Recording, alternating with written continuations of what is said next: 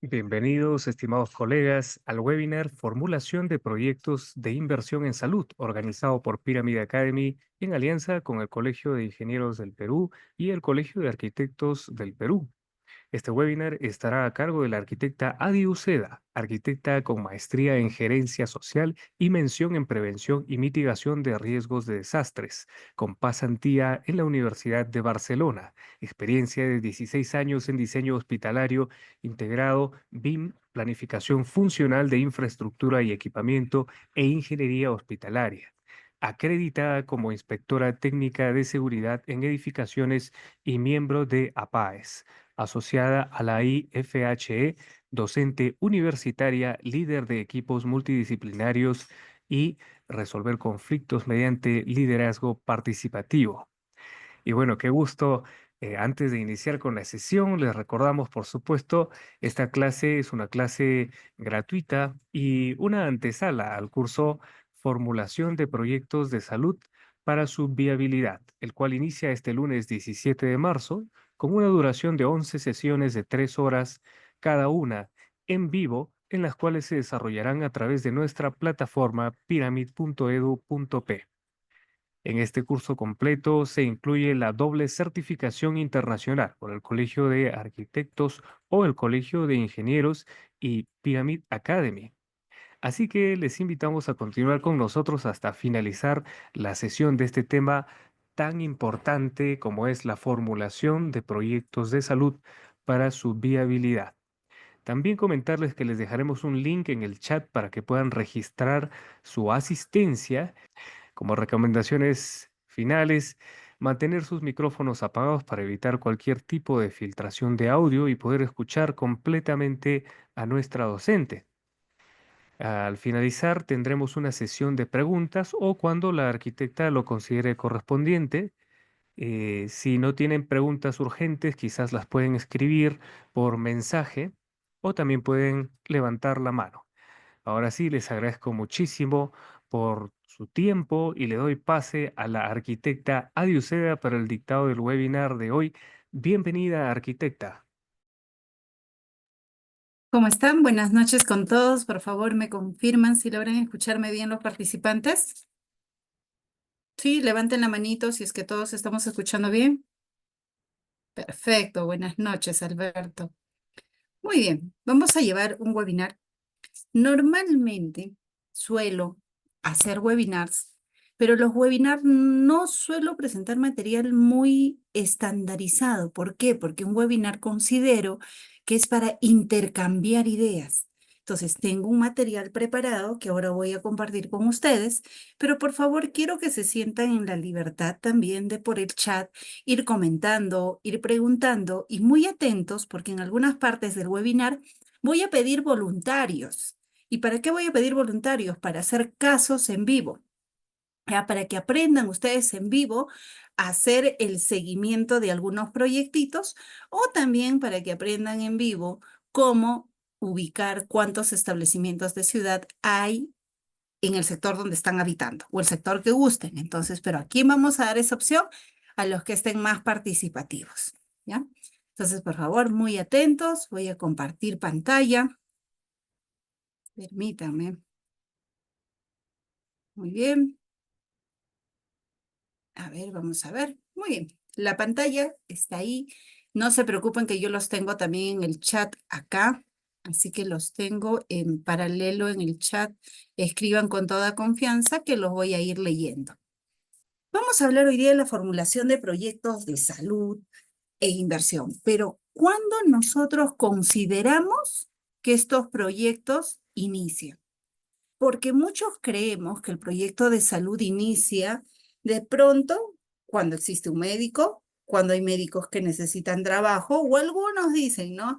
Va a crecer esta población y lo programo como equipamiento urbano. Pero, ¿qué es la infraestructura de salud? ¿Qué partes y qué componentes conforman la infraestructura de salud? Porque lo que vamos a programar nosotros en un proyecto de inversión es una infraestructura que a lo largo del tiempo, cuando siga su ciclo de inversión, va a llegar a ejecutarse y después de ejecutarse va a albergar pacientes, va a albergar equipo médico y este equipo médico va a comenzar el funcionamiento, el ciclo de vida del establecimiento de salud y así consecutivamente. Pero ¿cuándo parte? ¿Cuándo inicia? Porque muchos de los establecimientos de salud y las últimas años y ahora último nada más esta semana ha salido esta noticia, ¿no? Que la Dirección General de Programación nos dice, inversión pública crece 29% para el 2025. Y nos hablan de cuánto ha crecido la inversión pública, pero cuánta de esta inversión pública que se ha anunciado en el primer bimestre corresponde a salud y cuántos proyectos están siendo ejecutados por gobiernos locales, cuántos por gobiernos regionales. ¿Y acaso esta inversión pública no es la misma que de pronto también se puede asumir los criterios para hacer una inversión privada? Porque a la paralelo que están creciendo establecimientos de salud públicos, también están creciendo la cantidad de clínicas, boticas que se están esparciendo por todo el Perú. ¿Y por qué está creciendo más el privado que el público? ¿O por qué se está abriendo un nicho privado-público casi al mismo nivel de inversión? Son algunas de las preguntas que dejo al aire porque a lo largo del curso que nosotros vamos a tener en estas 11 sesiones, vamos a ir analizando y comparando, porque muchos también de los arquitectos proyectistas o ingenieros proyectistas dicen, ¿y por qué no trabajar con algunos patrones privados y aplicarlos al público para mejorar eficiencia y eficacia? ¿Se puede? ¿No se puede? Vamos a irlo aprendiendo a lo largo del curso. Y cuando nosotros pasamos a saber cómo genera un proyecto de salud, primero vamos a irnos preguntando, ¿para quiénes programamos estos establecimientos de salud? ¿Para quiénes diseñamos, construimos los establecimientos de salud? A ver, por el chat, por favor, con toda confianza. ¿Para quiénes creen ustedes que nosotros programamos, construimos, diseñamos y ejecutamos establecimientos de salud? O proyectos de salud, porque no solamente son establecimientos. Vamos a ver si están atentos por ahí. A ver. Permítame irlos invitando. Dice, para la población, dice Roberto Pérez. Para la población beneficiaria, Claudia. Y voy a ir preguntando, ¿toda la población va a requerir el servicio de salud en paralelo? Si tengo 10,000 personas en un poblado, ¿todas van a requerir ese servicio de salud? ¿Qué opinan? Para los pacientes, dice Marco, que se programan para los pacientes. Ya, a ver. Nosotros programamos, diseñamos y construimos establecimientos de salud para los pacientes. ¿Y quién es el paciente? Es el poblador o el ciudadano que en determinado momento de su ciclo de vida va a requerir ser atendido, porque muchas veces consideramos solamente a los atendidos, a los que están enfermitos o a los que tienen algún problema de salud, los que van a requerir el proyecto de salud. Y eso es un mito falso, porque el proyecto de salud lo va a requerir todo aquel que sea considerado paciente en 3 etapas. La preventiva, ¿no? Cuando todavía recién nace y necesitas las vacunas, necesitas el peso, la talla. El niño no está enfermo, es un niño sano, pero va a necesitar sus controles. O como todos nosotros que una vez al año respetuosamente, responsablemente, tenemos que acudir a un establecimiento de salud para que nos hagan el chequeo general, porque esa es la etapa preventiva. No estoy enfermo, pero acudo a un establecimiento de salud en forma responsable para saber mi grado de necesidad de atención o para saber si estoy cuidando bien o qué debo de hacer para no enfermarme. La otra parte, los pacientes que ya me resfrié, me doblé un tobillo, me fracturé y por alguna urgencia o emergencia voy a un establecimiento de salud porque ya el dolor me está llamando. Ese es nuestro segundo punto del paciente o mi segundo tipo de paciente. Y mi tercer paciente, cuando de pronto ya por algún motivo detecta que su dolencia ya no es para tener un tratamiento pequeño, corto y te enyeso y te vas a la casa, sino estoy haciendo una enfermedad crónica. Aquel paciente que nace ya con una enfermedad crónica o genética o con alguna necesidad de atención de salud que le va a llevar desde el día 1 de su nacimiento hasta el día de su muerte. O los pacientes que de pronto ya no tienen una esperanza de vida y que necesitamos darles cuidados paliativos, es decir, calidad de vida. Entonces, diseñamos para el paciente en sus diferentes etapas de atención. Estas etapas de atención tienen que quedar claramente distinguidas porque ese es el trabajo de quien formula el proyecto de inversión. Si nosotros tenemos claros estos tipos de pacientes, no vamos a sobredimensionar establecimientos de salud. Vamos a ser respetuosos de cuánto se requiere y para qué se requiere. Porque todos se enfermarán de lo mismo. ¿Habrá una fórmula para calcular que todos los pacientes se enfermen de la misma tipología? No. O, por ejemplo, ¿los de la región Cajamarca tendrán las mismas enfermedades que los de la región Cusco o que la región Lima? ¿Qué opinan ustedes? ¿Tendrán la misma posibilidad o las mismas enfermedades?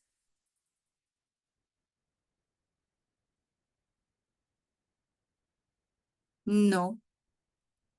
Y dirán, se está discriminando. No, lo que pasa es que cada ciudad, cada barrio, si voy a ir a cada sector, tiene diferente calidad de agua, diferente calidad de luz, diferente servicio de recojo de la basura, diferente nivel de radiación, diferente nivel de contaminación y así iré sacando diferentes variables que me van a hacer que cada lugar tenga, sumado a las características naturales como el clima, la temperatura, la altura, la altitudinal, si estoy a nivel del mar o si estoy en Puna, en Costa Quechua, tengan diferentes enfermedades.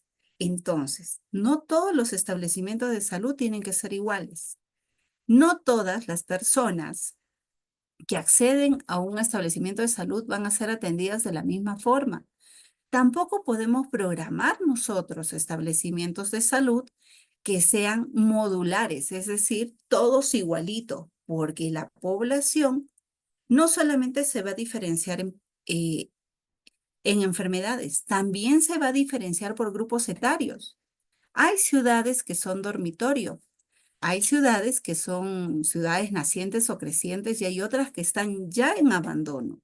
Muchas ciudades de nuestro país hay solamente personas de la tercera edad y no hay jóvenes o pequeños porque emigran a otras ciudades por necesidades económicas, de superación, de escuelas, colegios, universidades, y entonces los fenómenos de migración post-COVID, antes de COVID, han hecho que también esta sea una variable para que no todos los establecimientos de salud sean iguales.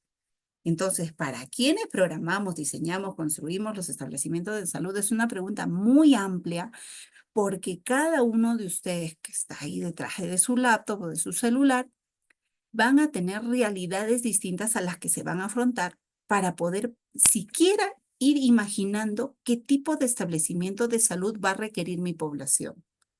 No puedo ir a una ciudad y decir, yo también quiero un hospital igual, o quiero idéntico, o hágame idéntico a tal hospital, o por qué ellos tienen y por qué yo no tengo, porque la realidad o la problemática va a ser distinta. Hasta acá va quedando claro, por favor me confirman con un mensajito de chat. ¿Sí? A ver, por lo menos 2 voluntarios.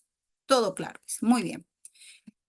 Y cuando nosotros afrontamos y somos los arquitectos, ingenieros, economistas, que de pronto vamos a estar en el papel detrás de la computadora diciendo, me toca programar un proyecto de salud, vamos a jalar a nuestro equipo, desconocimiento si no me he preparado, vamos a tener una idea de los problemas de la infraestructura, y también al analizar vamos a encontrar que hay falta de profesionales. No todas las ciudades tienen todos los especialistas.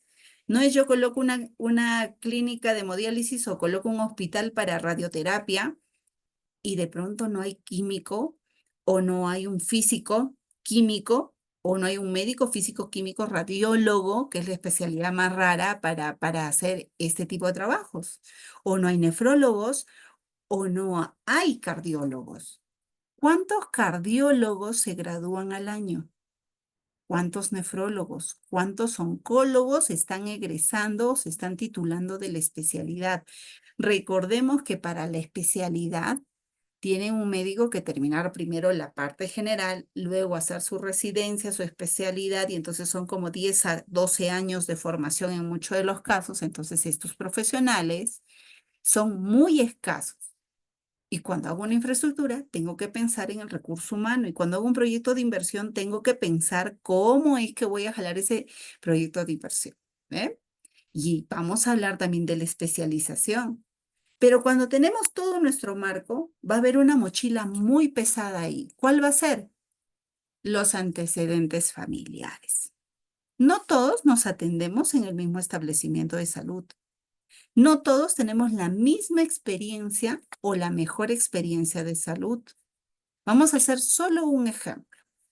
Levanten la mano todos aquellos que se sienten confiados y seguros de acudir al establecimiento de salud. A ver, vamos a probar con el salud. Todos aquellos que dicen, uy, hoy día me toca consulta en el salud. Tengo una gripecita, voy a ir al salud. Y que así se sienten súper confiados de ir a la atención de uno de los establecimientos de salud de la red de salud porque van a ser atendidos bien. No hay manitos. Ya, voy a invertir la pregunta. Levanten la mano todos aquellos que consideran que en su ciudad los servicios de salud no les dan seguridad a ustedes. Levanten la mano todos aquellos que consideran que en su ciudad los establecimientos de salud no les dan seguridad.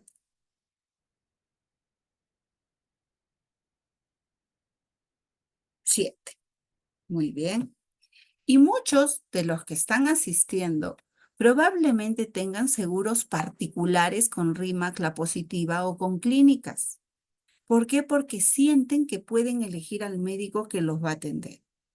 Pero ¿y la población que está afiliada al MINSA, al CIS, y la población que de bajos y escasos recursos, acaso no tiene también la necesidad de sentir la misma seguridad y de sentir, y yo estoy yendo a un establecimiento de salud y me siento muy confiada de ir ahí? No. ¿Por qué? Porque es una serie de temores que vamos a ir a jalar. De repente el papá falleció, la mamá falleció, un familiar falleció, no fue la mejor atención, le tengo miedo, ya no quiero, por una parte. Por otra, voy inocentemente al establecimiento de salud y puedo tener una buena atención o puedo tener una mala atención. Pero si yo soy el especialista que va a formular el proyecto, tengo que aprender y a tener técnicas de qué de lo que he vivido me suma para proyectarme y ayudar en mis proyectos y qué mitos debo de consultar con un especialista para que de pronto yo no fue mi mejor atención que recibí, pero con el especialista puedo saber cuáles son los indicadores, los márgenes, cuáles son los inputs, qué tiempo debieron de demorar, cuál era el debido proceso para poderme atender correctamente. Todo lo que les estoy hablando tiene que saber el especialista que va a proyectar o que va a generar los proyectos de inversión. Si estos factores no tiene claro, entonces hablamos del sobredimensionamiento. Sumado a esto, tengo que pensar qué riesgos naturales ocurren en mi ciudad y qué riesgos antrópicos también existen. Por ejemplo, los incendios. Esta última semana hemos tenido un incendio que ha durado muchos días en el centro de Lima. ¿Y cuántos de los hospitales que están cerca estaban preparados para tratar personas con quemaduras, con intoxicación por humo? Pero los incendios se dan siempre. Y entonces, ¿por qué no se programan áreas especiales? ¿Qué está fallando en el tema en este tema de preinversión? ¿Cómo es que yo consigo poner lo necesario, lo justo en mis proyectos de inversión para poder dar estos proyectos de inversión a los demás? Entonces, esas son preguntas muy claras que vamos a ir resolviendo nosotros a lo largo del curso. Pero hoy día, si fueran ustedes los especialistas y yo les dijera, tengo 100 millones, ¿por qué tendría que elegir tu ciudad para hacer un establecimiento de salud? ¿Qué responderían? A ver, por el chat. Les doy un minuto. Si les digo,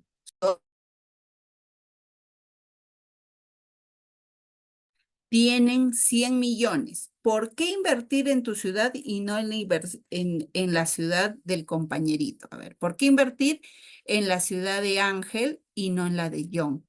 ¿O por qué invertir esos proyectos en Robert y no en la ciudad de Milagros?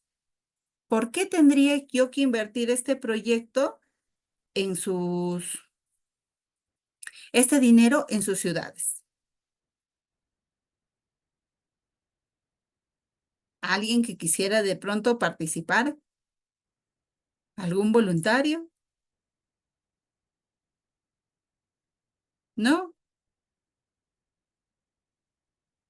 Recuérdense que un especialista en formulación, cuando va a ir a la priorización de sus proyectos, tiene que tener todas las ideas claras y poder decir, inviertes en mi ciudad por esto, porque yo tengo tantas cosas, ¿no? Dice, a ver, Erika participa y dice, soy de Cajamarca y el crecimiento urbano va en aumento y actualmente los establecimientos de salud no abastecen a la población. Ah, esa sería la razón.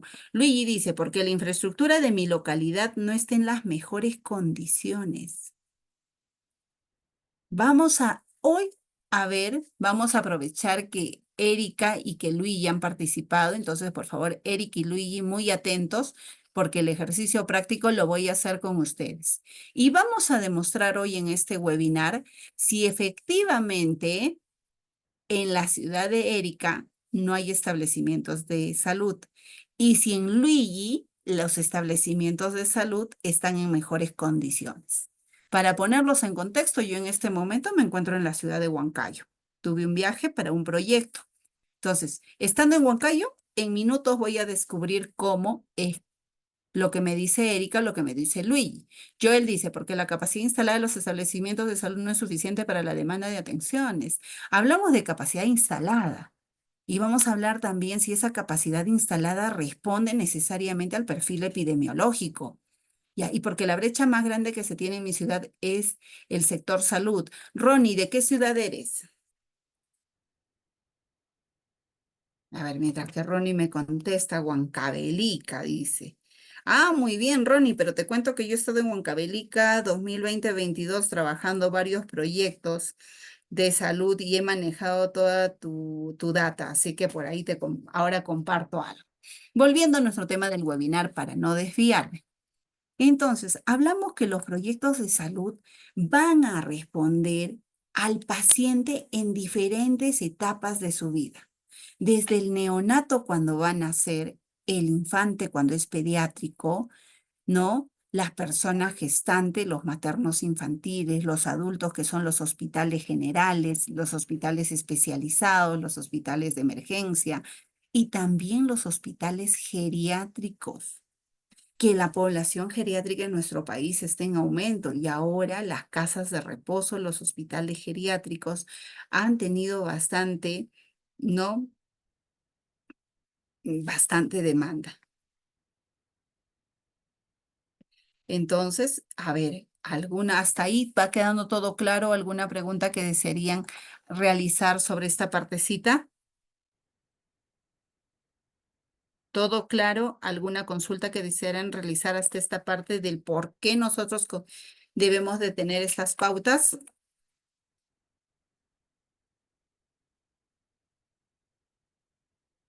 ¿No? ¿Todo claro? Ya, entonces voy a acelerar ya para poder hacer los ejercicios prácticos, porque creo que la parte práctica les va a gustar más.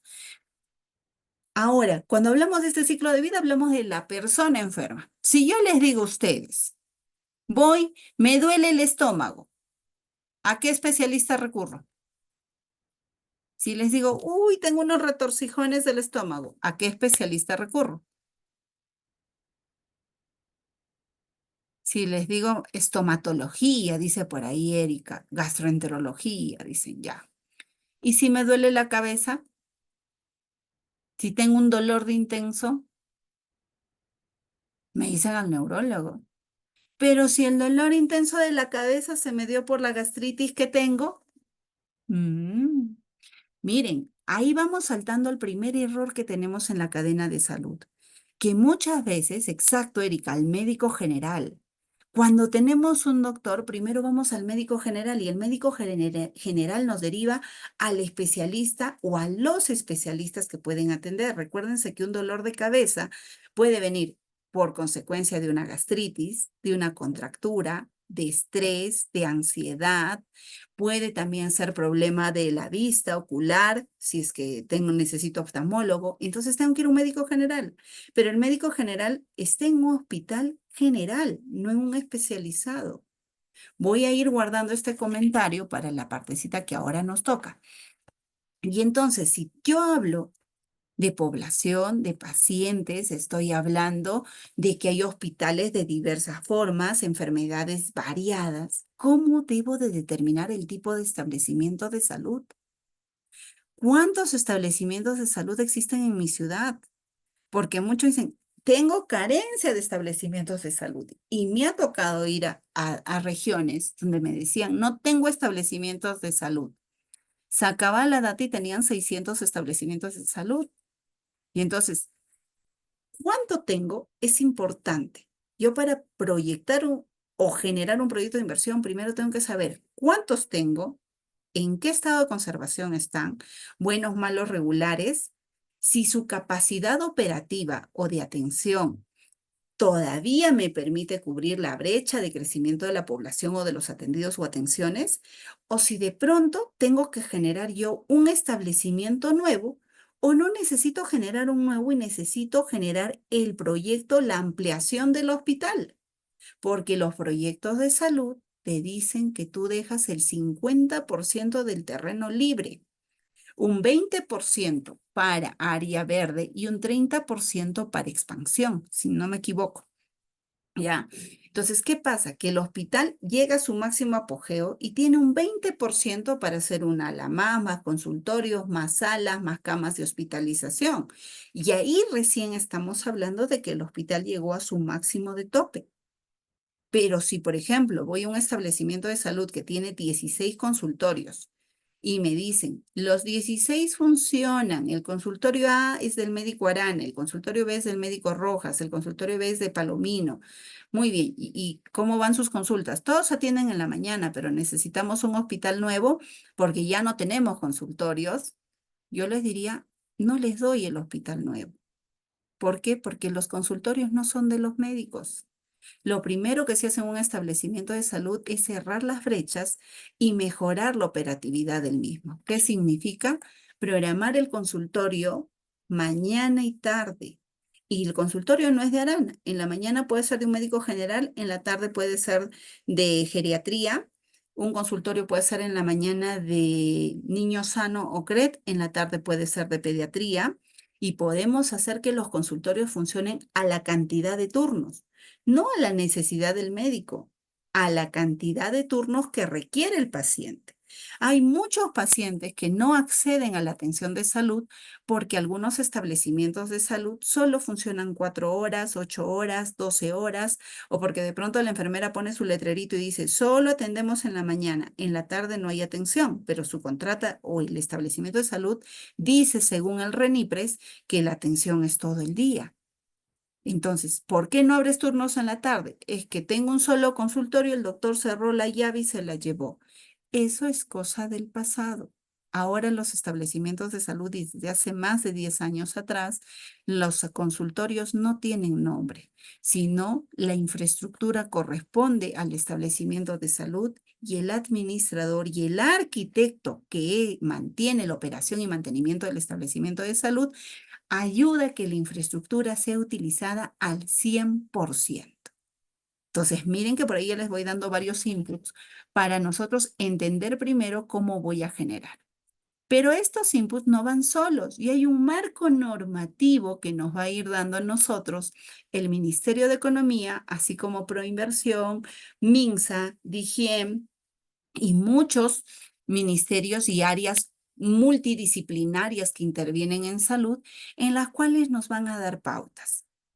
Por ejemplo, la resolución ministerial 816-2024 MINSA, que fue publicada ahora en diciembre, nos habla de los criterios para la priorización de los proyectos de salud, pero resalta una frase muy importante que son criterios que todos los proyectos de salud deben de aplicar a partir de diciembre, que dice que para generar un proyecto de inversión, este proyecto o este establecimiento de salud debe de tener dos criterios: criterio de impacto territorial y criterio de sinergias de inversión pública.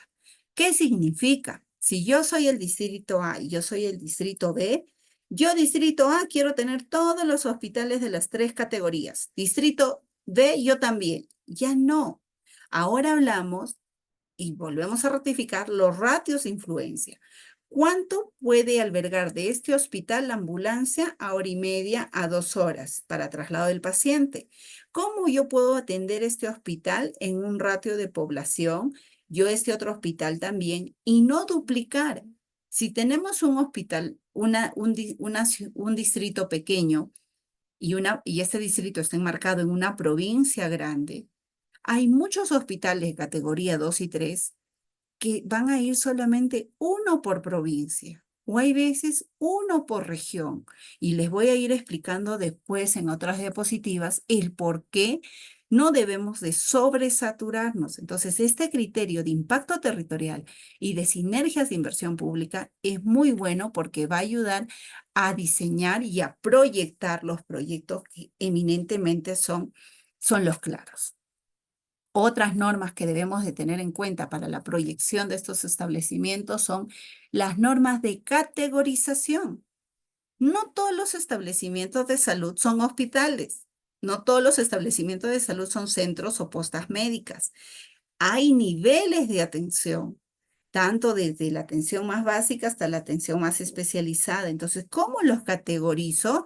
La norma 021 nos va a ir dando esta categorización, así como las normas de equipamiento hospitalario. Ya hay normas desde el 2015, las cuales nos dicen qué debe de tener un establecimiento de primer nivel de atención, de segundo y de tercer nivel. Las 3 normas han estado en constantes modificaciones estos últimos meses, sí, es cierto, pero las modificaciones esenciales que han hecho estas normas son en la selección del terreno. Porque recuerden que en la etapa de proyecto de inversión, lo más importante y sustancial es que el proyecto seleccione bien el terreno y tenga el terreno correctamente saneado con título de propiedad. No puedo proyectar o no puedo generar un proyecto y un código SNIP, un código QIM en un terreno que no es mío, en un terreno que no está saneado, en un terreno que no cumpla con las condicionantes geográficas y técnicas para que el establecimiento de salud vaya ahí. No le echemos la culpa al que construye o al que ejecuta la obra. La verdadera responsabilidad de qué tamaño va a ser el establecimiento de salud, si cumple el terreno, si está bien proyectado, si está bien dimensionado, es en la etapa de formulación de los proyectos. Luego se van a poder hacer pequeñas variaciones en el expediente técnico, sí, y del expediente técnico a la obra se van a poder hacer algunas acotaciones y mejoras también, pero recuérdense que los adicionales traen cola, que el decir voy a cambiar esto y hacemos un deductivo adicional, traen problemas porque no deberían, en la etapa de preinversión, los proyectos deberían de quedar claros, bien establecidos, bien dimensionados, teniendo en cuenta la población que se va a atender, los pacientes, la tipología del paciente, la necesidad de la zona, la vinculación del terreno, la selección correcta del terreno, y que este establecimiento de salud que se está proyectando cumpla con los criterios de territorialidad y también de trabajo en conjunto, como otros criterios más que vamos a ver en el curso, ¿no? En las 11 sesiones. Entonces, ¿hay normativa internacional que vamos a utilizar? Claro que sí. Y dirán, ¿pero por qué si tenemos las nacionales? Porque muchas veces en enfermedades nuevas o patologías nuevas post-COVID, hay algunas normas, sobre todo en arquitectura, infraestructura y para dimensionamiento, que no están muy claras y se está trabajando el dimensionamiento por incidencia. Estas normas, entonces nos vamos a acoger a normas de otros países colindantes o normas de la Organización Mundial de la Salud o normas técnicas de la Panamericana de Salud. A ver, por ahí, para ir haciendo un receso, porque creo que estoy hablando muy rápido. David pregunta, ¿los equipamientos previstos en las normas de infraestructura están siendo actualizadas?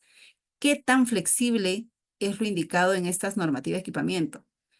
La verdad que las normas son muy prácticas. Las 3 normas que ha emitido el Ministerio de Salud no son perfectas. Muchos han comentado muchos vacíos que tienen, pero yo diría que a nivel sudamericano han servido de ejemplo para que Bolivia, por ejemplo, genere sus propias normas. Los bolivianos, antes de tener sus normas, han utilizado estas normas como base y referencia. Ayudan a otros países, sobre todo de Sudamérica, a establecernos. Yo creo que estas normas, con un buen criterio técnico del profesional que las va a aplicar, pueden ayudarnos a tener hasta cierta flexibilidad que nos ayude, ¿no? Ahora, ¿estas normas marcan el equipamiento? Sí. Las normas, casi la mitad del compendio, nos da qué equipo va a ir por cada ambiente. Nos dice qué equipo, más no nos dice la tecnología. ¿Por qué? Porque cuando nosotros hacemos el proyecto de inversión, vamos a marcar qué tecnología se va a querer y qué tecnología mínima. Y cuando estamos en la etapa de expediente técnico, se van a hacer las fichas técnicas del equipo. Y entonces ahí vamos a hablar de la flexibilidad y de la actualidad. Y para eso también en este curso nos va a acompañar un ingeniero especialista en equipamiento médico que nos va a ayudar a ver siempre ese tirijale que hay entre la infraestructura y el equipamiento. Miren, en la cadena la norma te dice que los perfiles de inversión deberían durar 30 días, 60 días, 40 días, pero en la realidad, según la complejidad del establecimiento de salud, muchas veces, Daniel, los perfiles de inversión están demorando su formulación de 6 a 8 a 9 meses. ¿Por qué? No porque no se pueda calcular la cantidad de pacientes rápido o el dimensionamiento, sino sobre todo por la selección del terreno. El terreno está causando grandes demoras en este proceso. ¿Por qué? Porque no es cualquier terreno. Tiene que ser un terreno que cumpla con las pautas técnicas y que esté saneado. El saneamiento físico legal del terreno es lo que está demorando para este proceso de perfil de inversión, ¿no? Hay proyectos que en el campo laboral yo he visto que se han podido armar en 5 o 6 meses. Proyectos de hospitales 2.2 que el perfil de inversión ha demorado hasta 7 meses por las causales que te estoy dando, ¿no? Ahora, tiempos y aproximaciones cada vez son menor porque las normas ya nos van solucionando y nos van dando pautas mucho más claras para esta formulación. Entonces, a ver, hasta acá, por favor, ¿todo claro? ¿Sí? Porque para entender la siguiente parte necesito reforzar con ustedes conceptos básicos.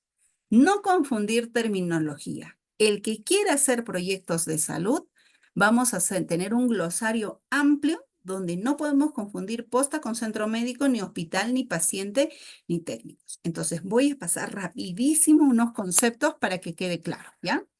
Conceptos básicos. Primero, ¿qué es un establecimiento de salud? Si me han escuchado, yo no hablo postas o hospitales, hablo establecimiento de salud. ¿Por qué? Porque los proyectos de salud van a trabajar en todo el ciclo de vida de los establecimientos de salud, que son instalaciones esenciales. Estas instalaciones especiales pueden llegar desde ser un centro médico muy básico, una posta médica, hasta un instituto especializado en enfermedades muy especializadas. Entonces, nosotros nos referimos a toda infraestructura de salud como establecimientos de salud, ¿ya? Ahora, Alberto, no te preocupes, en breve te voy a responder esa preguntita. Estos establecimientos de salud van a tener una categorización. ¿Y qué es categorización? Es el proceso de clasificar este establecimiento es de primer, segundo, tercer nivel. ¿Cuál va a ser el nivel de complejidad, el nivel de atención, el nivel de cobertura, el nivel de hacer? Entonces, la categorización no se hace solamente por el tamaño de infraestructura que tú tengas, sino también se hace por la cantidad de personal médico y especializado que tengas. Necesitas tener recurso humano, infraestructura y equipamiento para que tú puedas validar una categoría de un establecimiento de salud. ¿Ah? Y cuando hablamos de establecimientos, sabemos hablar de la atención ambulatoria, porque muchos de los proyectos de salud se están olvidando que la atención ambulatoria es lo más importante. ¿Y qué significa la atención ambulatoria? Viene el paciente y me voy. ¿Y habrá cirugías ambulatorias? ¿Qué opinan ustedes? A ver, rapidísimo por el chat. ¿Hay atenciones ambulatorias? ¿Hay cirugías ambulatorias? Claro que sí. Y tenemos un sinfín de operaciones ambulatorias que se practican ahora en establecimientos que están solamente para atención de una cirugía. Y hay muchas de la vista, sobre todo, que se van haciendo, y hay otras de la piel, y etcétera, etcétera. Entonces, sí hay atenciones ambulatorias. La atención ambulatoria no solo se refiere a consultorios externos, se atiende a todo procedimiento de atención médica que implique que el paciente va a estar parcialmente en un establecimiento de salud y que no va a pernoctar, que no va a dormir en el establecimiento de salud, ¿ya? Que viene, se atiende y se va. Entonces, esta atención ambulatoria cada vez está siendo mucho más llamativa a nivel internacional. ¿Por qué? Porque los pacientes no quieren pernoctar en sus casas, se sienten más cómodos estando recuperándose en su casa. Emergencia de salud y urgencia. Una urgencia es, uy, me duele el estómago, qué dolor. Voy y se dan cuenta que solamente tengo retorcijones o una contractura. Pero si yo estoy yendo en un carro y el carro choca y me tienen que llevar porque estoy con heridas graves de las cuales depende mi vida, es una emergencia. Si ese dolorcito de barriga no es un cólico, ay, me pincha y me duele y demás, y está hinchado y hay otros síntomas complementarios y es un apendicitis, y entonces si no me operan de inmediato, corre riesgo mi vida, no es una urgencia, es una emergencia. Toda emergencia es considerada cuando la vida del paciente corre riesgo. Una urgencia es una atención médica en la cual no corre riesgo la vida del paciente. Máximo llorará, le doldrá, le pincharán, pero no corre riesgo su vida. ¿De acuerdo? Y entonces así vamos a ir repasando el ambiente prestacional donde se atiende el paciente, área mínima, el área que la norma te dice que menos de eso no puede entrar. Programación médico funcional. El arquitecto no va directo a poner la cantidad de metros cuadrados. En proyectos de salud primero se diseña un programa médico funcional. ¿De qué está enferma esta población? ¿Cuántos enfermos al día? ¿Cuántas atenciones se dan? ¿Cuánto tiempo le toca a este médico atender a este paciente según la patología? Entonces se sacan indicadores, se sacan variables, se sacan brechas. Eso nos va a dar una cantidad de atenciones a generarse y nos va a dar un programa médico funcional donde nos digan cuántos espacios van a requerir los médicos bajo una programación. Eso va a dar cabida a un programa médico arquitectónico que, basados en la norma y en áreas mínimas y en otros considerando más, sacamos el programa médico arquitectónico. Y con ese programa médico arquitectónico podemos dimensionar. ¿Ven? Entonces, nosotros tenemos que ir variando y entender que en proyectos de salud no hablamos de un programa arquitectónico. Hablamos de un proceso largo de preinversión donde va a trabajar un equipo multidisciplinario, un médico, un ingeniero o muchos ingenieros, un arquitecto, un economista, un especialista de repente en recursos humanos que nos puede ayudar en cierto momento, según la complejidad del proyecto, a dimensionar cuántos profesionales van a trabajar.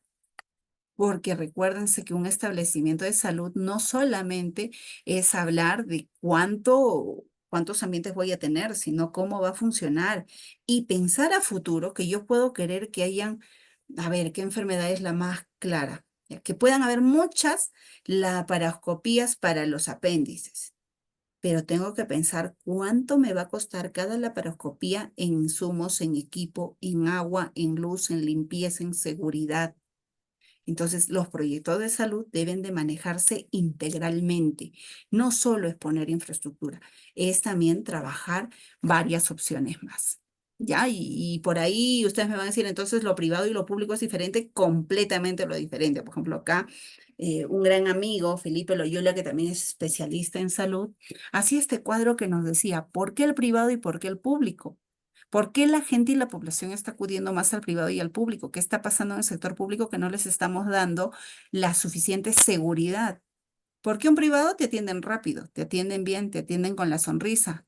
El ingeniero, por ejemplo, que de pronto está mal y dice, si voy a mi salud, porque tengo salud o porque tengo un seguro, voy y me atienden, voy a perder cuántas horas de trabajo para conseguir la cita y atenderme. Si voy al privado, voy y me agendan para hoy en la tarde o me atienden en la noche, no pierdo mi jornada laboral, voy a ser procurado bien. Entonces, miren que privado y público también habla de rentabilidad y habla de eficacia.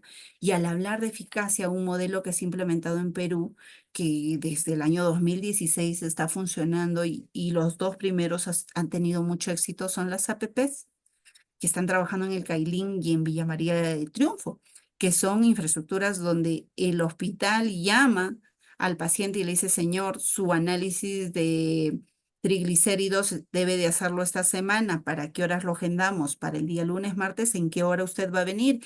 Y tú vas y no vas a ver colas porque vas y tu atención está siendo tan precisa que máximo pues tendrás un retraso de 5 o 10 minutos. Pero es un EPP y va a todos los asegurados y la atención es como una clínica. Entonces, hay modelos de gestión que se están generando para los proyectos de salud que son buenos. Hay algunos que también se han implementado y que no son muy buenos y que hay que cambiarlos y que hay que reformarlos. Pero cuando trabajamos en proyectos en salud tenemos que pensar por qué esta población está, por más que yo le construya un hospital, no tengo atendidos o no tengo atenciones, o por qué cuando hago mi proyección de cantidad de atendidos, yo sé que hay enfermos, pero no tengo personas en la lista que me digan que acá se están atendiendo 20 y 30 consecutivamente para saber que hay una cantidad de beneficiarios o hay una cantidad de usuarios que necesitan atención. No los van a ver porque esas personas están yendo al privado o porque de pronto van a los puestos de salud y no les registran porque fue algo rápido o porque la persona no llevó DNI como son en las zonas rurales, entonces no tienen cómo anotar el número y los atienden, pero no queda registrado. O las atenciones, por ejemplo, la cantidad de bomberos que se hacen a personal de limpieza pública, que muchas veces no queda registrada, pero sí necesitan la atención. Y todo lo que no quede registrado es difícil que nosotros lo proyectemos para decir hay una necesidad o una carencia. ¿De acuerdo? Claro, Daniel, las asociaciones público-privadas o las APPs, ¿no? Bien. Y antes de ir a esta imagen que es muy, muy clara, voy a responder la pregunta de Alberto. Alberto nos decía, a nivel de preinversión, ¿es válida la de afectación en uso o titularidad a nombre del establecimiento o exclusivamente debe ser a nombre del MINSA? ¿A qué te refieres, Alberto? Por favor, si puedes prender tu audio, sería lo máximo para que me puedas hacer entender la consulta.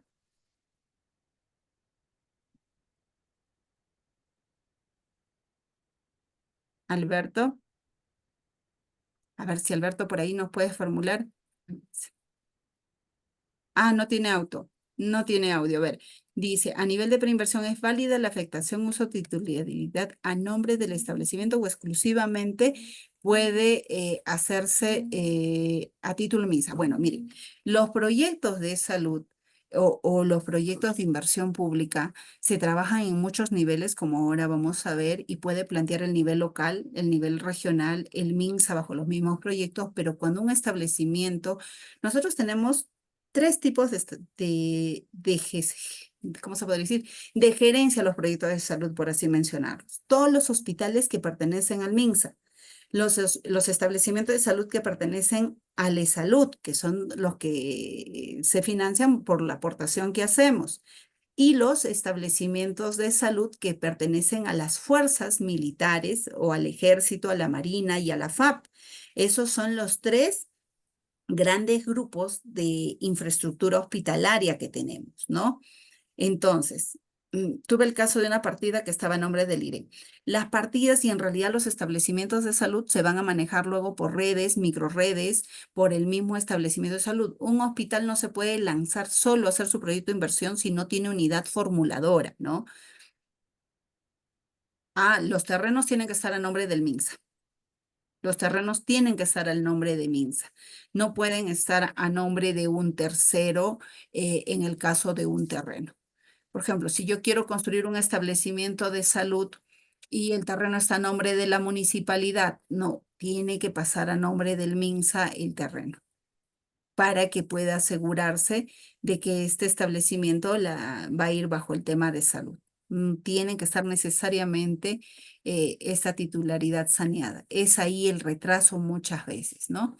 Ahora, cuando proyectamos en salud, solamente nosotros muchas veces nos enfocamos a que cuánto cuesta el establecimiento de salud, tantos millones, y entonces hacemos el proyecto de preinversión, el expediente técnico, la ejecución de obra y la supervisión. Pero no nos ponemos a calcular que cuanto más grande yo haga el establecimiento de salud, más me va a costar la operación y mantenimiento. La operación y mantenimiento de un establecimiento de salud nuevo cuesta de 10 a 15% del costo del proyecto anualmente. Entonces, ¿qué significa que yo voy a trabajar? ¿Ya qué significa? Que cuando yo hago un establecimiento de salud, tengo que pensar que cada metro cuadrado de ese establecimiento de salud voy a pagar agua, luz, desagüe y demás.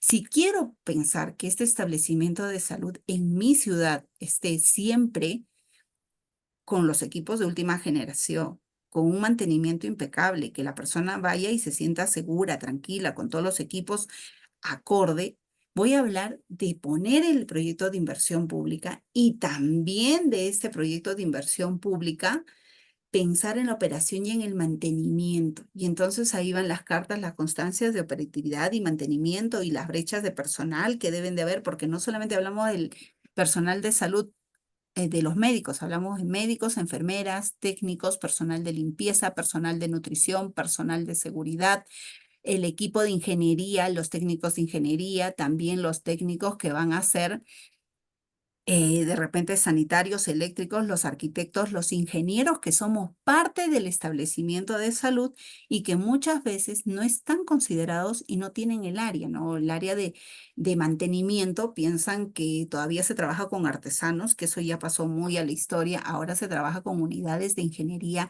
biomédica muchas veces, ¿no? ¿Y cómo comienzo entonces yo a planificar y cómo comienzo a romper los mitos de cómo un establecimiento de salud debe de haber? Muy bien, teníamos dos voluntarios. Erika, ¿no es cierto?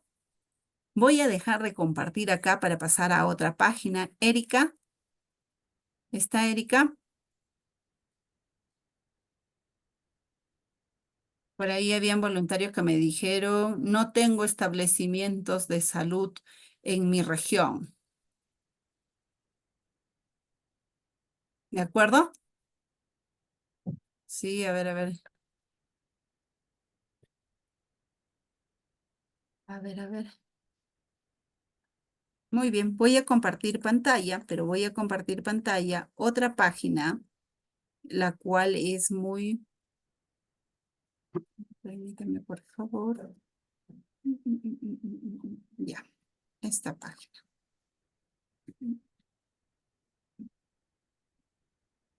Erika, Erika, ¿estás ahí? ¿Qué región eres, Erika? Por favor, me confirmas.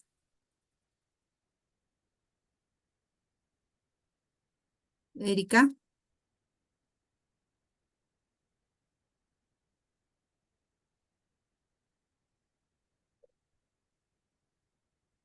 permítame un 5 que estoy acá viendo las ventanas de la aplicación y como que no me están siendo muy buenas. Ah, ya, acá está. Muy bien. Un minuto, por favor. ¿Pueden ver mi pantalla? ¿Me confirman si pueden ver la pantalla? ¿Sí? Muy bien. Entonces, a ver, Cajamarca me dice, debe estar saneado y con la zonificación que le corresponda. Sí, efectivamente, y ha habido una nueva resolución ahora en diciembre que ha salido, a ver ahí sobre el comentario de Luis Alonso, ha salido una modificación a las 3 normas que les menciono, donde ya te dice que no solamente el establecimiento de salud debe estar saneado, sino que también debe de estarse considerando en el plan de desarrollo urbano el que estén correctamente zonificados como hospitales. Y si no tuvieran, porque también te dan alternativa, te dicen que tendrás que hacer un plan específico para ese cambio de uso o para poder intervenir en un terreno en el cual de pronto no te diga que está considerado para proyecto de salud porque no tenga plan de desarrollo urbano o porque esta zona que vas a utilizar sea una zona en expansión. La actualización a la norma, a la 110, al NTS 110, les da esa amplitud. A ver, Erika nos dice Cajamarca. Yo acabo de ingresar a un portal del MINSA, que es Renipres, en el cual yo puedo saber en minutos cuántos establecimientos de salud tengo. Entonces me voy a Cajamarca. Erika, ¿algún distrito en específico de Cajamarca que quisiera saber?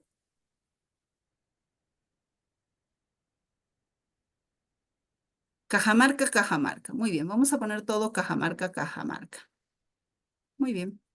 Pongo Cajamarca, Cajamarca. No estoy bloqueando ningún otro tipo de institución acá y sí te da muchas opciones para hacer, pero no las estoy bloqueando porque quiero que salgan todos los establecimientos. Al poner buscar, la tabla se va a actualizar y me genera toda esta cantidad de establecimientos de Cajamarca.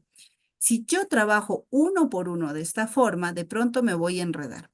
Puedo trabajar todo en Excel, ya puedo trabajar todo en el Excel y pasar a una pantalla Excel en la cual a mí me va a permitir, voy a dejar compartir para que vean la pantalla cómo me migró en Excel, ¿ya? Y yo tengo una data, una base de datos actualizada al minuto de cuántos establecimientos de salud tengo en Cajamarca.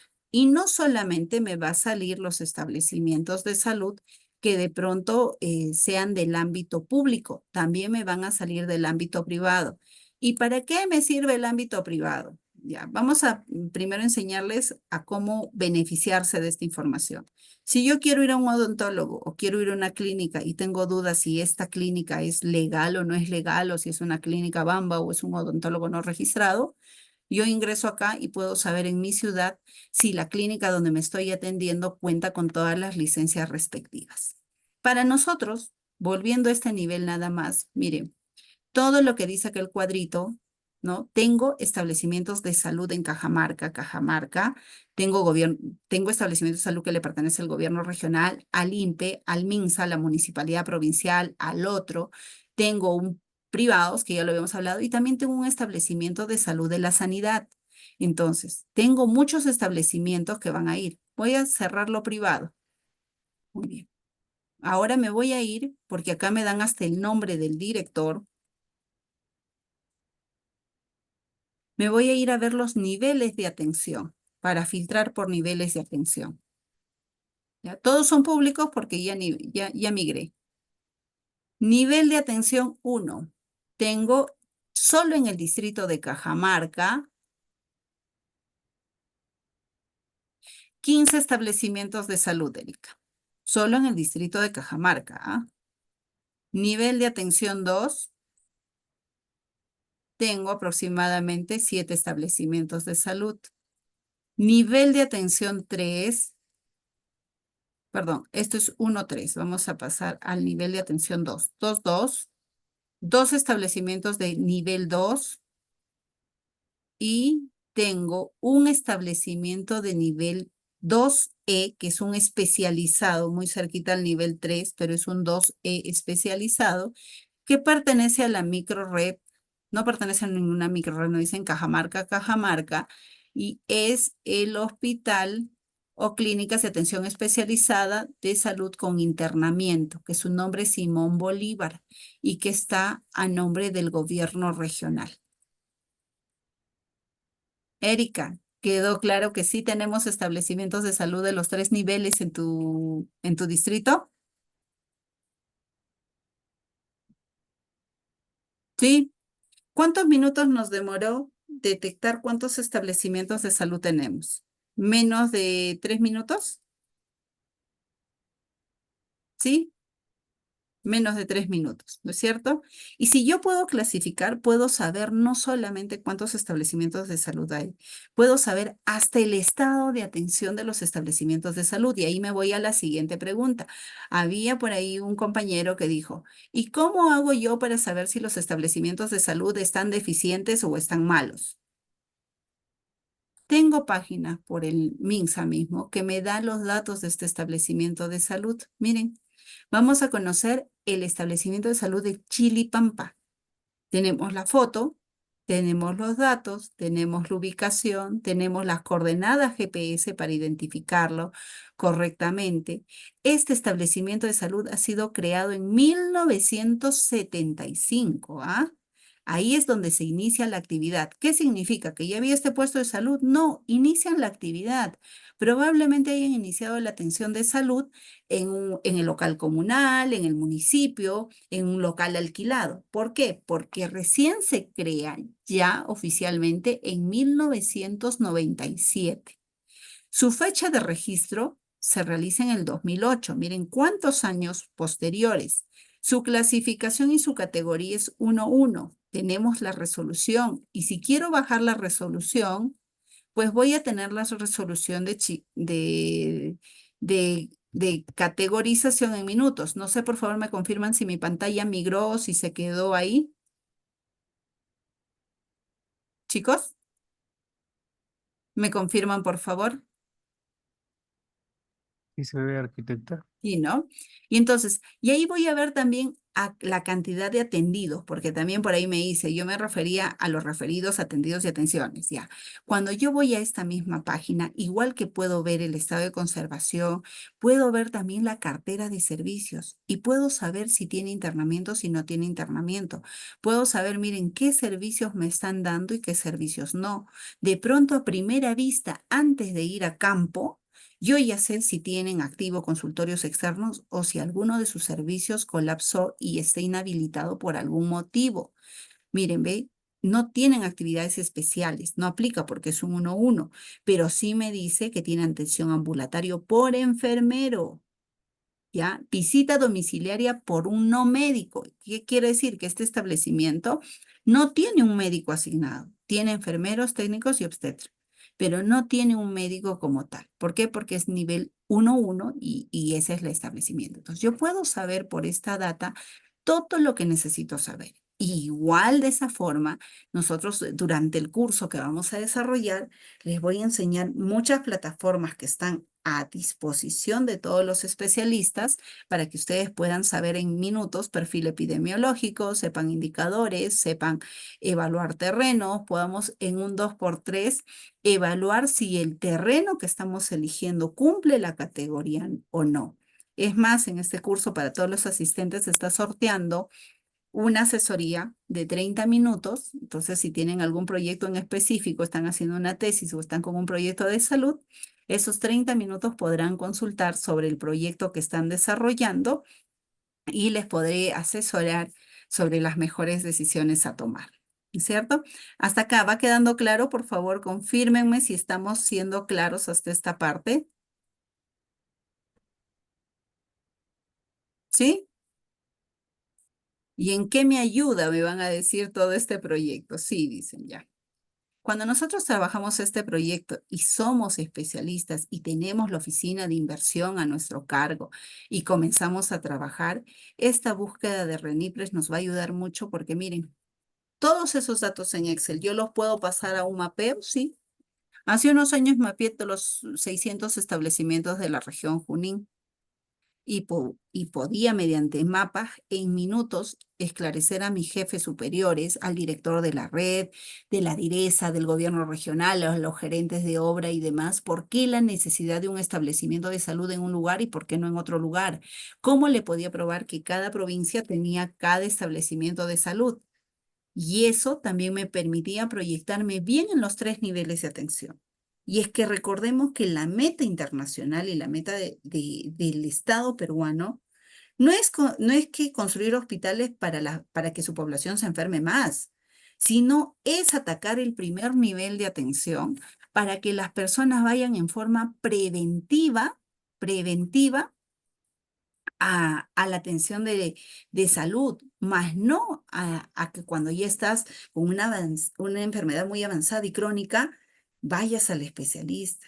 Entonces, la máxima inversión se da al primer nivel. Por eso es que el primer nivel tiene 4 tipos de establecimientos de salud: 1.1, 2, 1.3, 1.4. El 1.4 ya tiene una especie de internamiento básico y luego pasan al nivel 2. Pero en nivel de atención, yo estornudo, estoy con una gripe. ¿A qué nivel voy a atenderme?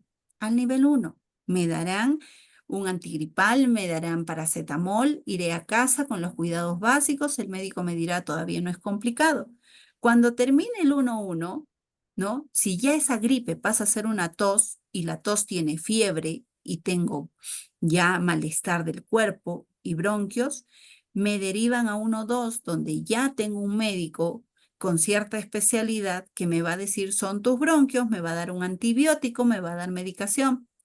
Si esos bronquios se complican y pasan a ser neumonía, yo ya me atiendo en un nivel 3, donde va a haber un neumólogo, donde va a haber un otorrinolaringólogo, donde van a haber especialistas y mi atención va a ser porque de repente voy a estar entubado, voy a estar en UCI, voy a estar en un cuidado porque ya mis pulmones no reaccionaron a la medicación básica.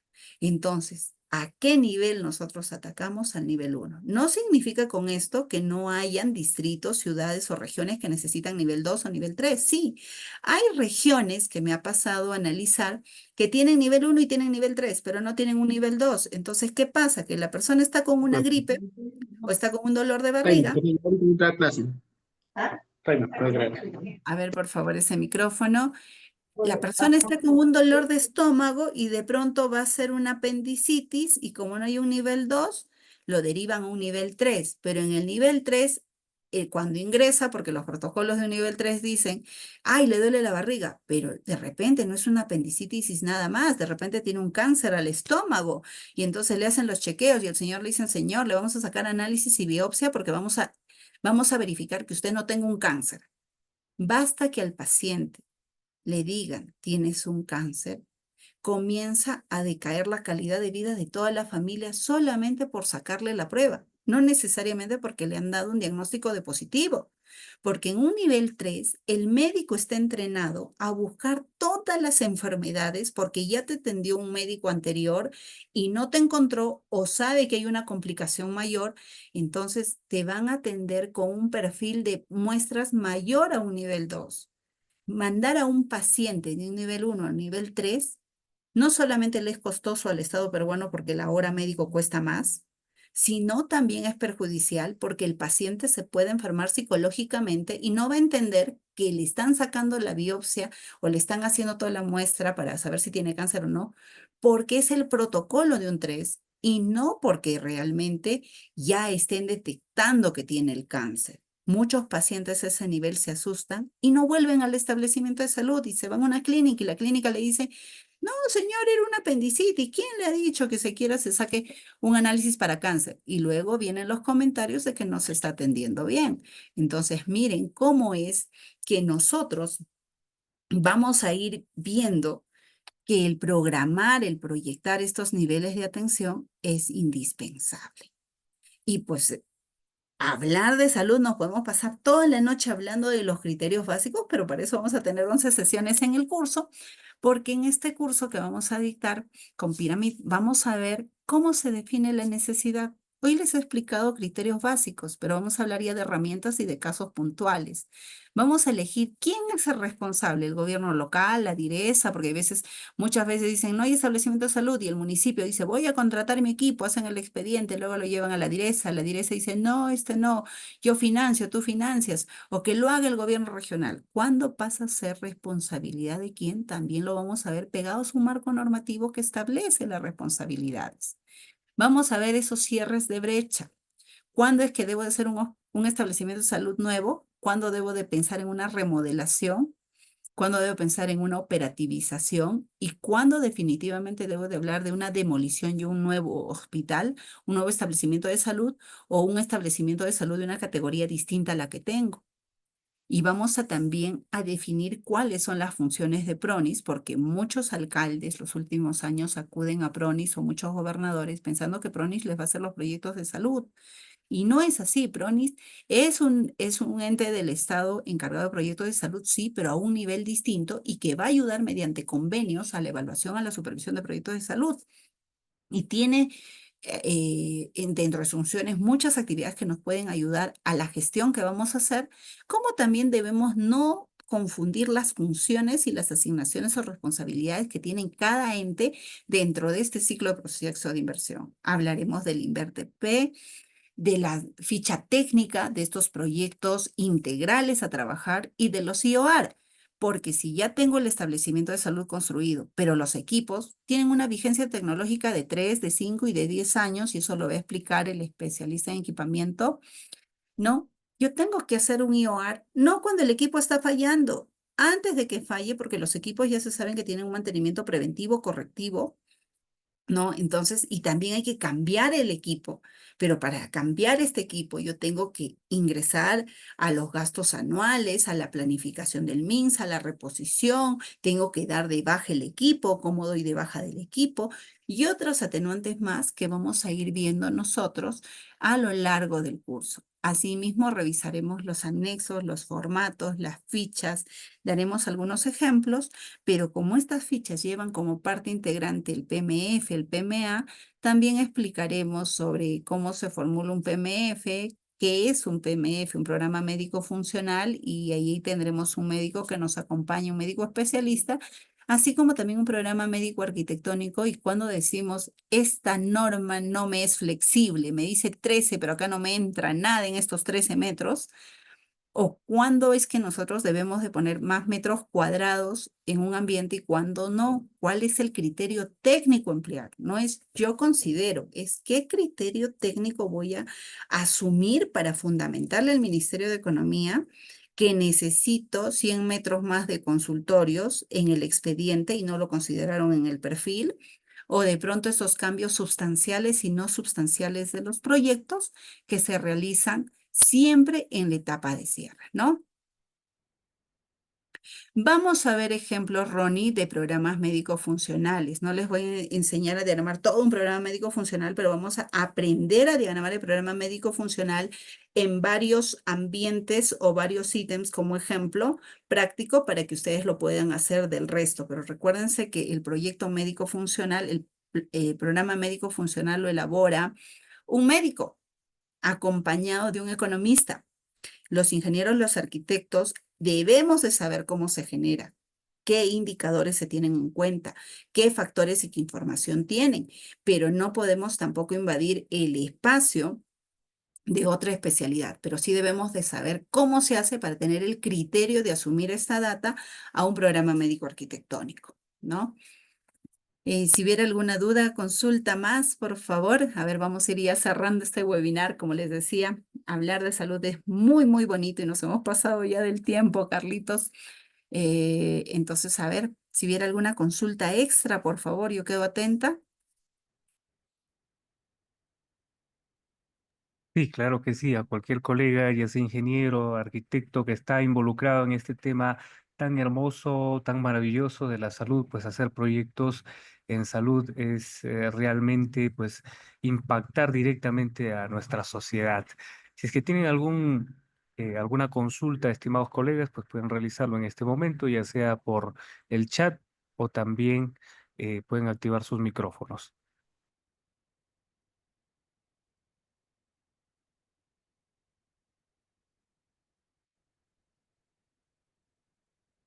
Creo que las hemos ido contestando a lo largo del curso. Eso ha hecho que las preguntas bajen un poquito,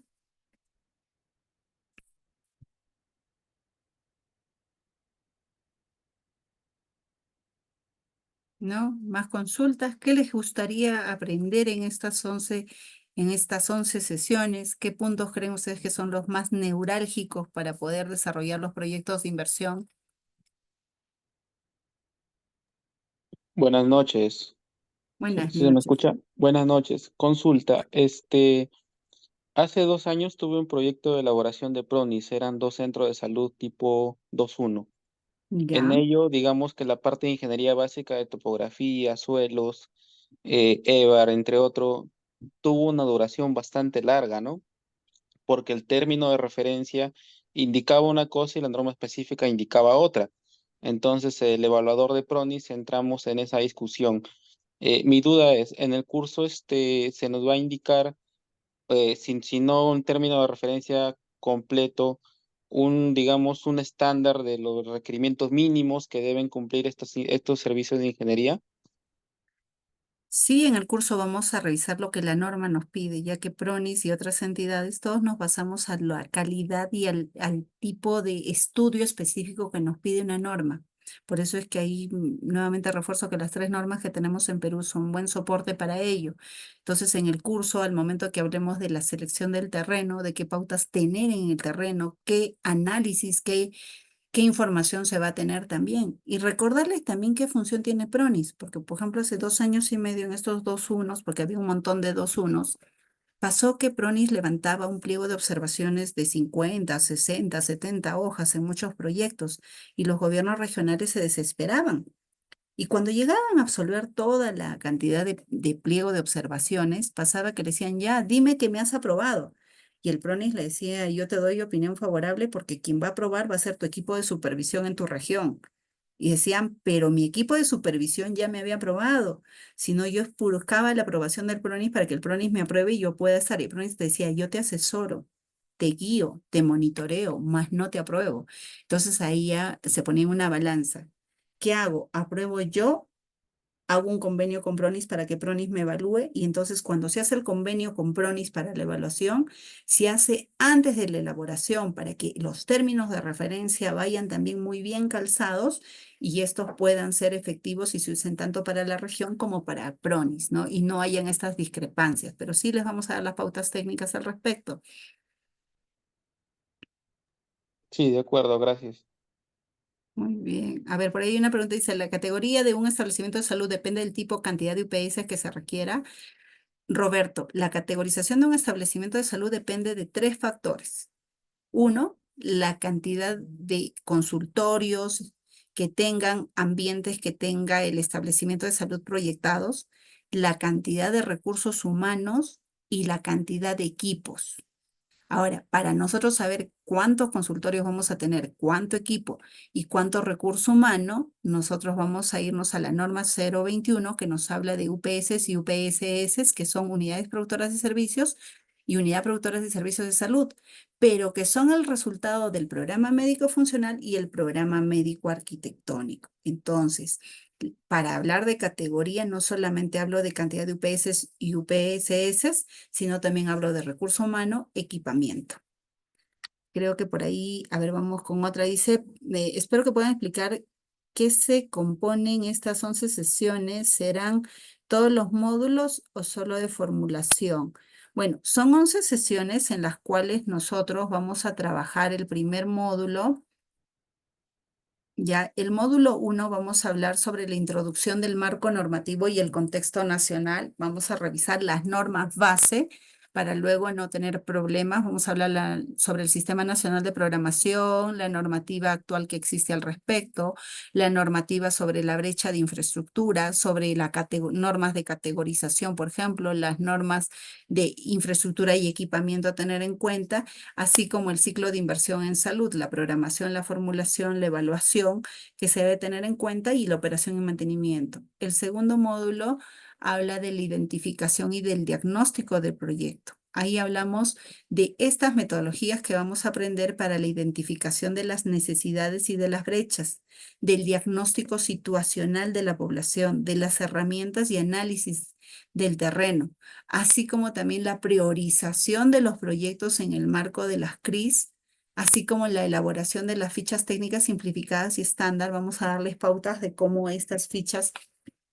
se rellenan, qué tener en cuenta, qué no, cuáles son los puntos neurálgicos en cada una de ellas.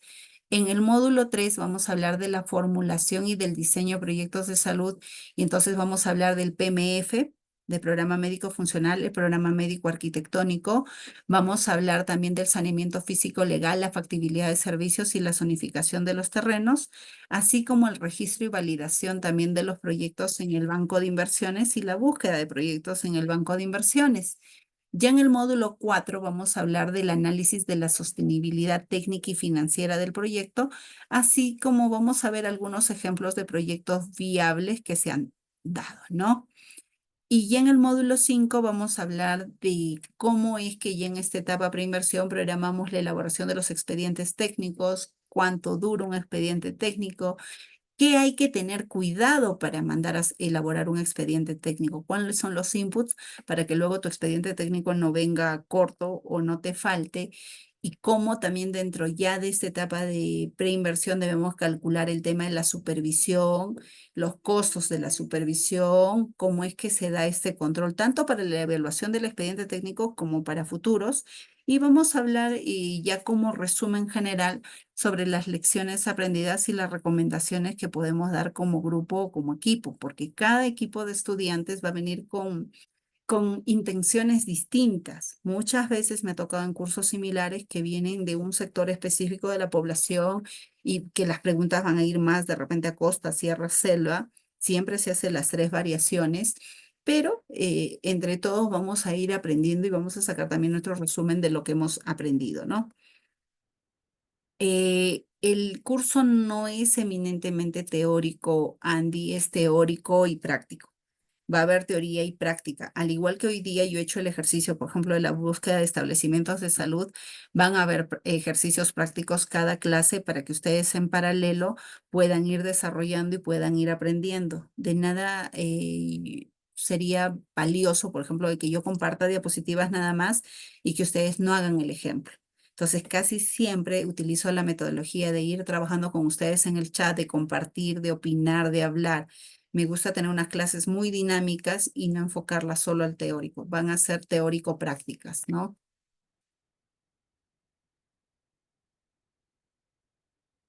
Bueno, creo que por ahí vamos aprendiendo. Ah, y el tema de gestión de riesgos y desastres, claro que es importante. Vamos a hablar también de ello dentro de los criterios de selección de terreno. No se preocupen, porque no solamente es pensar en saneamiento físico legal, también es ver en qué nivel de riesgo se encuentra el establecimiento de salud. ¿De acuerdo?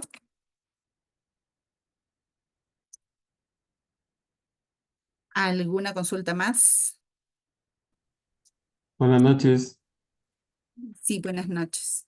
Eh, Mire, en el caso de Cusco, en la provincia de la Convención, hay un establecimiento de salud, pero lo que quería básicamente saber era que se está construyendo, pero uno de los lados del terreno da hacia el río Vilcanota. Entonces, la pregunta es, ¿el Ministerio de Salud recepcionaría, aceptaría la transferencia de esta infraestructura, Eh, dado que presenta, digamos, estas... Incompatibilidades con la oh, norma, por denominarlo de una forma. ¿Quién está ejecutando ese establecimiento de salud? en este caso, sería el gobierno regional? Pero, a ver, si el gobierno regional está ejecutando el establecimiento de salud, significa que este proyecto tiene un código unificado y ha tenido un proyecto de inversión. Dentro del proyecto de inversión ha habido un informe que ha emitido la DIRESA o la DIRIS, en la cual ha hecho un informe técnico de validación de condicionantes del terreno.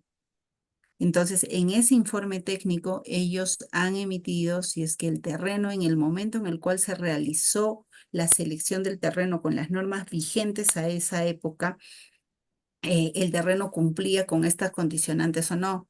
Si no hicieron el informe, si el informe fue planchado y no se percataron de este riesgo del río que podría causar inundación y no cumple las normas, definitivamente va a haber observaciones en el proceso de transferencia y demás. ¿Dónde van a tener mayores inconvenientes? El momento de la asignación de presupuesto para que funcione el establecimiento, para la contratación de personal o para operación y mantenimiento. No, ahí va a ser el tema, porque para que te den recursos humanos y te den el dinero para la operación y mantenimiento, te piden cumplir con la norma. Ese podría ser ahí un punto de colapso en ese proyecto. Muy bien, gracias. Ujú. Muy bien, creo que ha estado bastante claro. Agradezco la participación de cada uno de ustedes y espero tenerlos como participantes de este módulo. Va a ser muy interesante ver las problemáticas que existan en diferentes regiones y pues siempre trato de implementar, aparte de lo que se ha mencionado que se va a desarrollar en el curso, con algunas temáticas o casuísticas que los estudiantes deseen realizar durante la clase, ¿no? Porque la idea es que este curso ayude a que ustedes generen nuevas habilidades, pero también que refuercen y que les sirva para mejorar su desarrollo profesional y en el trabajo que probablemente estén desarrollando ahora. Perfecto, y mientras que resuelven, explicar un poquito más, Carlos, y reforzar que este primer módulo que yo voy a guiar es de proyecto de inversión PMF, PMA, para dejarles con los conceptos muy claros y muy entendidos, para que la segunda parte que van a desarrollar diseño con el arquitecto Juan José, ustedes ya entran muy empoderados en terminología, en normas, ya saben que el terreno que debió de haber cumplido, qué características hay que tener en cuenta para operatividad del establecimiento de salud, y eso hace que ya tienen las habilidades para que en la etapa de diseño no están retrocediendo a por qué tengo este ambiente o por qué solo tiene tantos metros, sino ya vienen encauzaditos para que la parte de diseño y los talleres que siguen a continuación, como los de equipamiento, sean muy prácticos, ¿no? Ustedes puedan desarrollar lo mejor de cada taller.